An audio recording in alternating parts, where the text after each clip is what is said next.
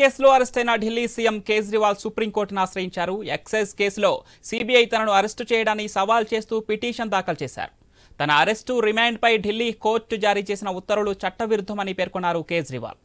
Supreme court గతంలో ఇచ్చిన తీర్పునకు ఇది వ్యతిరేకంగా ఉందని పిటిషన్లో వెల్లడించారు. దీనిపై అత్యవసర విచారణ జరపాలని కేజ్రీవాల్ తరపు న్యాయవాది సుప్రీంను కోరారు.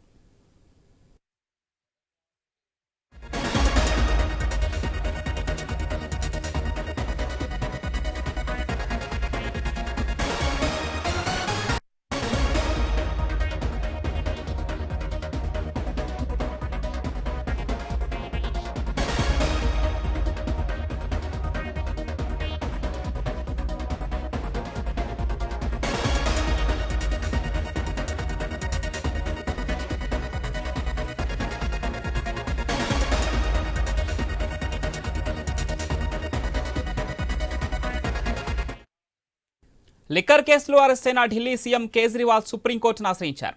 ఎక్సైజ్ కేసులో సీబీఐ తనను అరెస్టు చేయడాన్ని సవాల్ చేస్తూ పిటిషన్ దాఖలు చేశారు. తన అరెస్ట్ అలాగే రిమాండ్పై ఢిల్లీ కోర్టు జారీ చేసిన ఉత్తర్వులు చట్టవిరుద్ధమని పేర్కొన్నారు. సుప్రీంకోర్టు గతంలో ఇచ్చిన తీర్పునకు ఇది వ్యతిరేకంగా ఉందని పిటిషన్లో వెల్లడించారు.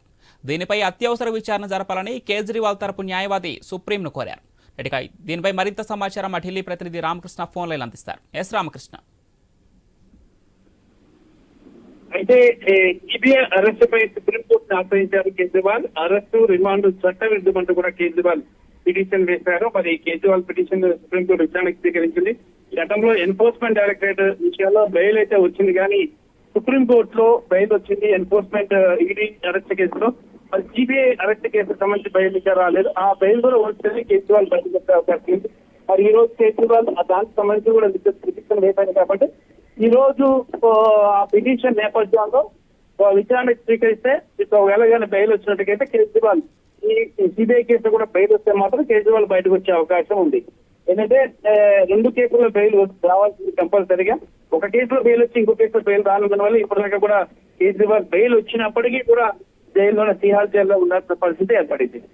ఎస్ రామకృష్ణ, ఇప్పటికే కేజ్రీవాల్ పిటిషన్ ని విచారణ కూడా స్వీకరించినట్టు తెలుస్తుంది. ఈ రోజు విచారణలో ఏం తేలబోతుంది అనుకోవచ్చు? కేజ్రీవాల్ కు అనుకూలంగా తీర్పు ఏమైనా వచ్చే అవకాశం ఉంది అనుకోవచ్చా? విచారణకు స్వీకరించారు, విచారించాలా, మళ్ళీ కౌంటర్ దాఖలు చేయాలా సిబిఐ.